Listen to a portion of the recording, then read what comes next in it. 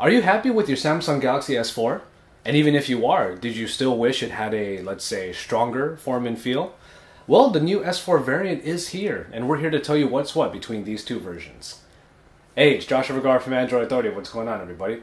And this is the Samsung Galaxy S4 versus the Galaxy S4 Active.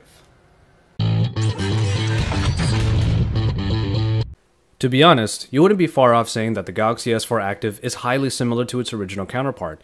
The best way of putting it is that the original plastic body of the S4 has been beefed up. Let's look at the S4 real quick. It is the plastic-clad, tried-and-true design with a removable back cover that is pretty flimsy. A silver spine connects the front and back. There is the home button on the front, flanked by soft keys for back and menu.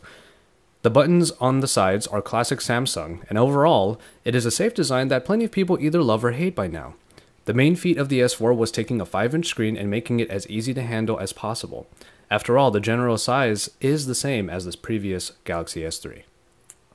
Okay, so now we have the S4 Active.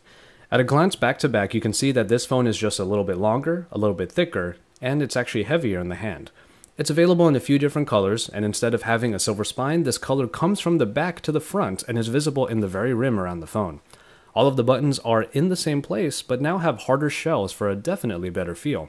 Perhaps they aren't as elegant, especially the new tactile back and menu buttons, but they feel great and bring no question to their quality.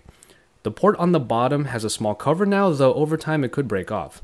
The real action is on the back. 4 screws on each rubberized corner surround a smaller plastic cover that is slightly textured for feel, but definitely seems sturdier than the one found in the original. You can tell it is meant to really seal the phone shut because of all the loud snaps you hear putting it back in. Plenty of people are sick of Samsung's plastic choices now, and while it can be argued that the Active didn't really rewrite the script, it definitely improved on it. Its meatier in the hand gives a more reassuring feel as opposed to the nimbleness of the original. That's what it comes down to as far as feel goes. For looks, it depends on your hate or love for the tried-and-true Samsung plastic design. Personally, the only thing I didn't like about the S4 Active I got was the color, but with a gray variant out there, that probably doesn't matter as much. I do believe, however, that the Active can better attract the eyes than the all-too-familiar original S4. The display story actually does differ, as the S4 Active went with a different route rather than the usual Samsung fare. The original S4 sports the Super AMOLED screen popularized by Samsung and is capable of 1080p resolution at 441 ppi. It is well known for having a high saturation that does help contrast but otherwise makes colors pop out and punch you in the face. It's a great performer that makes a great example of how good 5-inch screens can be. But in the S4 Active, the LCD display was on the menu, but it does perform very well. It has the same capabilities of 1080p resolution and 441 ppi, so sharpness and high-resolution media are easy. The LCD screen has its advantages, like being somewhat brighter. However, the Active screen is covered in Gorilla Glass 2, making it arguably not as protective as the version found on the S4. But its main disadvantage is the lack of saturation. More specifically, the lowered saturation does also lower overall contrast. Dark hues have a lighter profile to them, and you can just tell that the colors on the S4 seem to have just a little bit more dimension. The LCD on the Active is still great, and sits among the best LCDs out there. If you really want your colors as vibrant and accented as possible, the Galaxy S4 Super AMOLED does get the job done. Really, these points feel somewhat like nitpicking though, as general users will still have a great time with the similarly performing LCD on the S4 Active. What's really great about the S4 Active is that it comes with the same processing package as the original.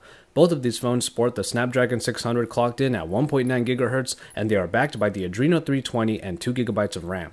Performance in practice yields no real differences. The scores in Antutu tell a slightly different story, but perhaps a lack of optimization or even the LCD screen are to blame for the lower score in the Active. But don't worry, performance is comparable and you should have no issues either way. The Active also took from the S4 pretty much every bit of hardware that the original had, with the exception of the meters for measuring temperature and humidity in S-Health. Otherwise, every sensor for hand, eye, and air gestures makes a return, along with the IR blaster and the usual bevy of bits like Bluetooth and NFC. For S-Beam. The Active only comes in a 16GB version, but you can still expand the memory with micro SD cards either way. So the obvious difference here is the water and dust resistance.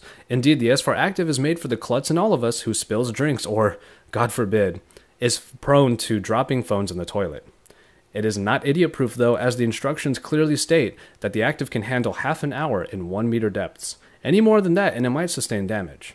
What I did notice about the water resistance was that the uncovered headphone jack at the top did work a little weird.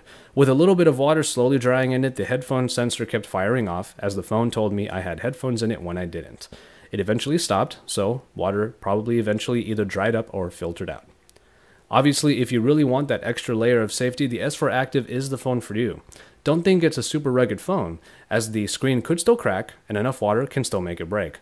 It's got you covered on accidents and maybe just a little bit more than that. Both phones sport 2600 mAh units and provide similar performance. Power-saving features are the same across the board and standby times remain very long. Perhaps because of the LCD screen though, the Active loses some time in full endurance tests, but it still rivals the general day's life of the original S4. The last part that the Active cut back on was the camera, but it wasn't all that big a change. The original S4 has the 13 megapixel shooter that yields great results with high vibrancy and good detail. There are a ton of modes that you should all know about already by now, but if you don't, you can check out my full S4 review. 8 megapixels were given to the S4 Active, and the only other cut was the dual recording function. As far as quality goes, the smaller resolution does knock back the quality a tad, but it's not very noticeable. The performance is still on par with the S4, with great detail in well-lit environments. Low-light performance either way is only decent, but that was not surprising. Of course, the main attraction of the Active's camera is the Aqua mode. With the light water resistance, you won't really go diving with it, but you can capture pool party memories just fine. The mode kills touchscreen functions when underwater, making the volume rocker your shutter button. If underwater shooting is a big part of your summer plans, the S4 Active can get all that done for you.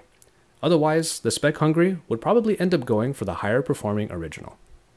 There really isn't much comparison to be had in the software department. With the very same version of TouchWiz as the S4, the Active brings you the same general experience that you might already be familiar with. If you do need a rundown of all the software features, you can check out my original S4 review. And finally, we have price. The S4 Active is only currently available on AT&T for the price of $199 on a contract. The same still goes for the S4, though discounts are starting to surface. Unlocked, they remain around the same price at $700, give or take. And so, there you have it. The first S4 variant is a version of the original that can withstand some punishment. Otherwise, both are so similar that general users will probably find the same experience either way. If you wanted a better feeling S4, the Active is what you've been waiting for. And if for whatever reason your lifestyle requires a phone that can take some bumps and splashes, same story. The S4 is the bleeding edge in this comparison, so that would be your trade-off. In the end, it's nice that if you felt like you were settling for the S4, there's a new version out there to pique your interest. If you want to see the full reviews for both of these devices, I'll have some links down below in the description and also over on the side in those previews. Remember to stay tuned to Android Authority for all of the best Android news and coverage, because we are your source for all things Android.